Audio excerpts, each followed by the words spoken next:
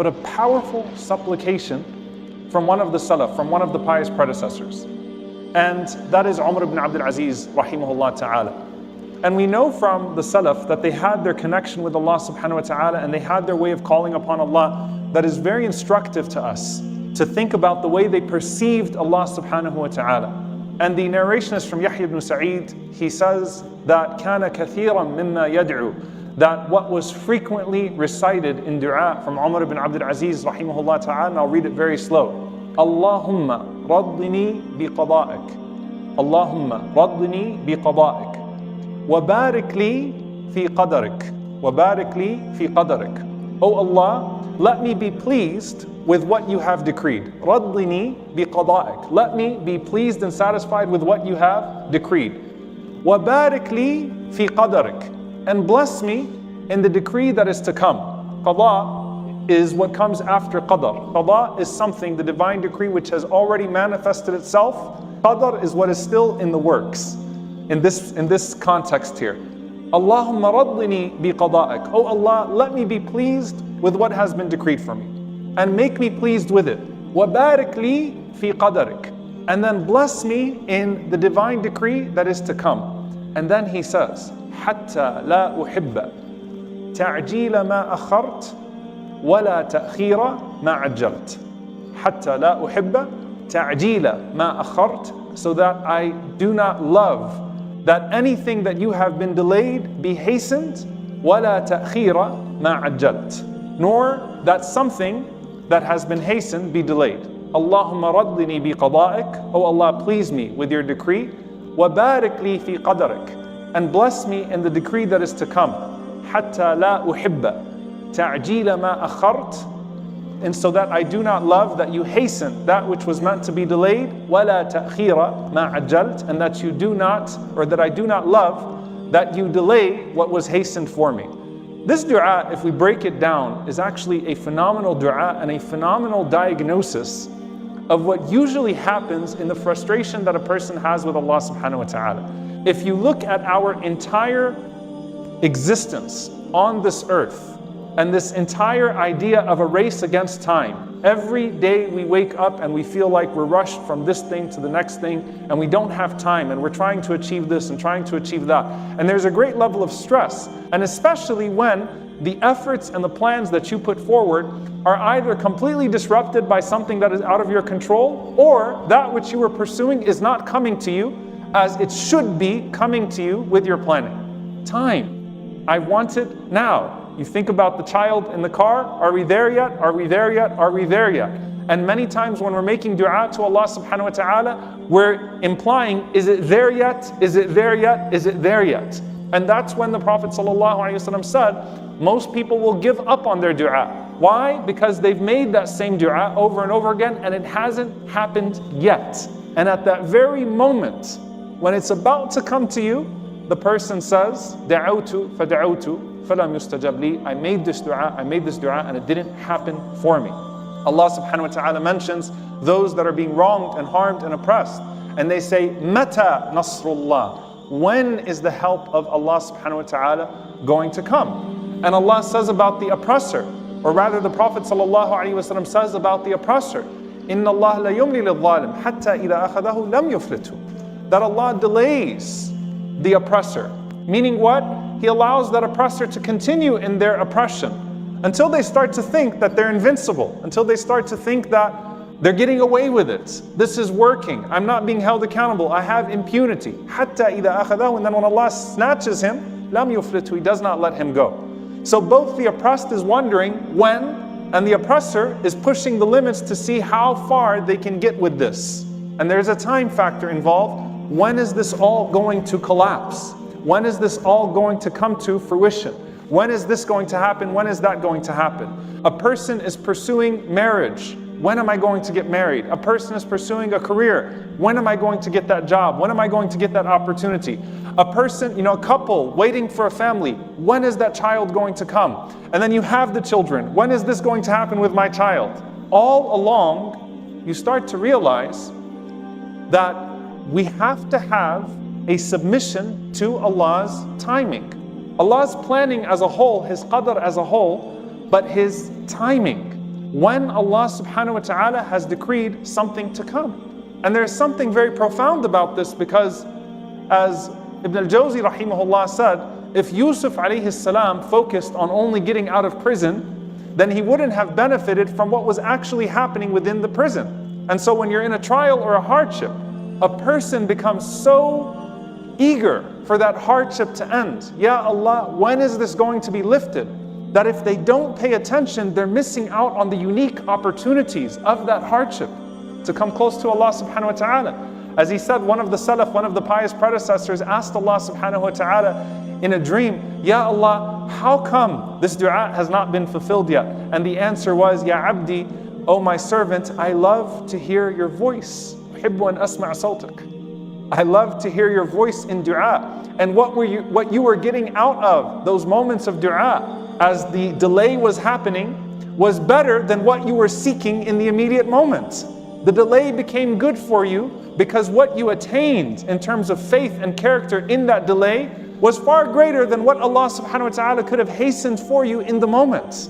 When you're in the midst of the trial, Allah subhanahu wa ta'ala pushes you towards certain things or offers you the potential to push yourself towards certain things. The entire time you're saying when? And it's important to take a step back and say, you know what? While I'm asking Allah subhanahu wa ta'ala for this trial to come to an end, let me pay attention to the unique opportunities that exist within this trial.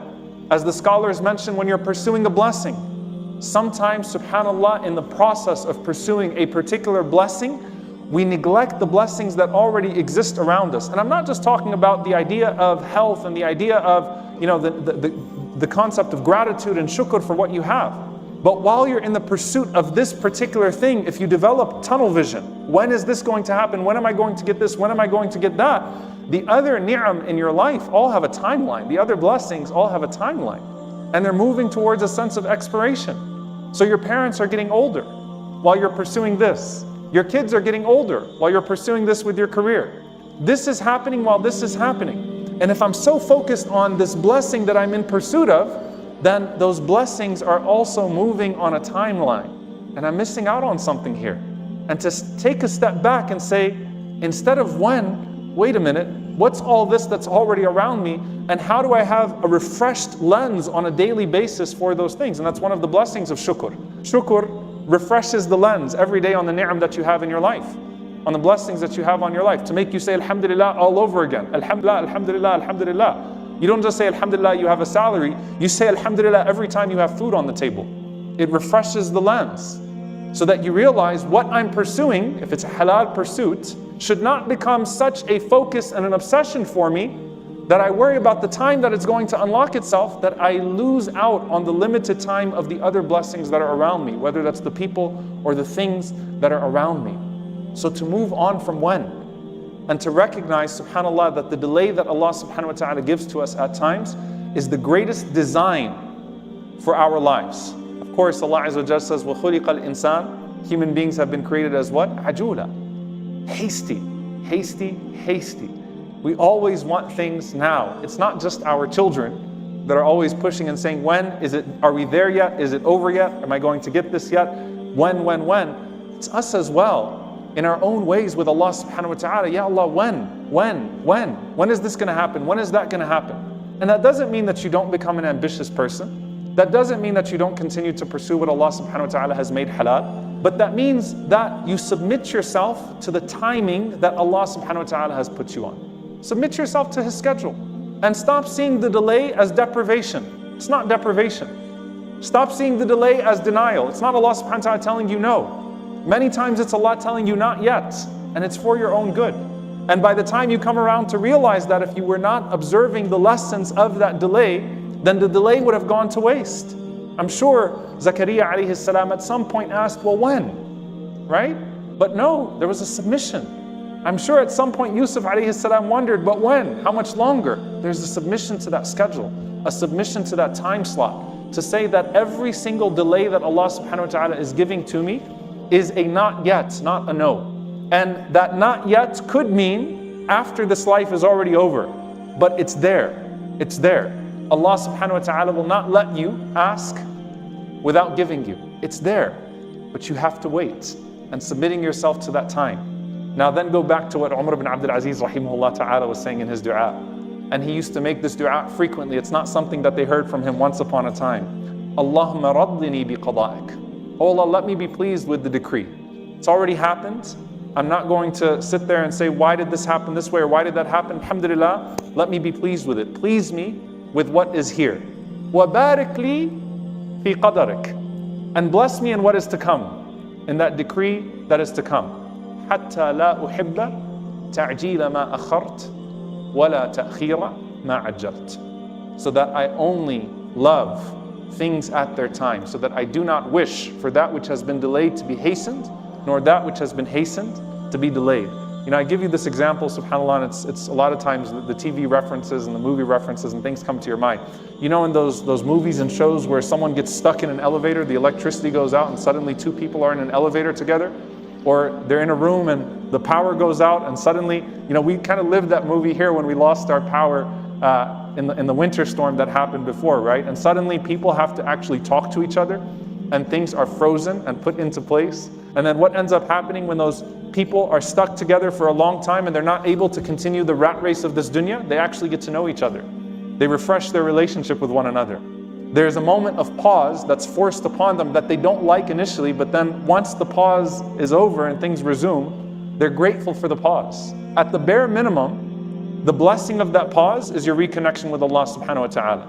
Because there are very few people that will call upon Allah subhanahu wa ta'ala with more sincerity and more connection and more devotion and more love in their times of comfort as they will in their times of desperation. At the bare minimum, there's a qiyam that was induced. There was a tear that was induced. There was a dua that was induced. And the eyes that shed tears for the sake of Allah subhanahu wa ta'ala will not touch the fire. And the dua that is made from the heart will immediately transition and transcend and ascend through the heavens till it reaches Allah subhanahu wa ta'ala. And the thing that you asked for, should it be halal and in proper means, will surely be given to you in a way that Allah subhanahu wa ta'ala knows is even better for you. But slow down. Don't just submit yourself to Allah's plan, submit yourself to Allah's timing. Don't just say, I know Allah is able. Say, I know Allah knows when it's better for me. Allahumma raddini bi qada'ik wa barik li fi qadarik. حتى لا أحب تعجيل ما أخرت ولا تأخير ما عجلت. May Allah subhanahu wa ta'ala make us amongst those that are pleased with His planning, that are pleased with His timing, that see the blessings that are around them when they are obvious and when they are hidden. May Allah subhanahu wa ta'ala grant us fresh hearts and fresh lenses that are always able to appreciate the present and that pursue what is the best for them in the future. May Allah subhanahu wa ta'ala let our future be Jannatul Firdaus in the companionship of our Prophet sallallahu alaihi wasallam. And may Allah subhanahu wa ta'ala let our present be Jannatul Yaqeen, the paradise of certainty in our hearts. And may Allah subhanahu wa ta'ala forgive us when we question Him, forgive us when we don't take the gifts that He gives to us. May Allah subhanahu wa ta'ala make us amongst those that are grateful to Him in all circumstances and patient with His decree in all circumstances. And make us amongst those who are pleased with what has come to us and who are blessed with what is yet to come to us. And make us amongst those that always are in a state of hamd, always are in a state of praising Him. Allahumma ameen.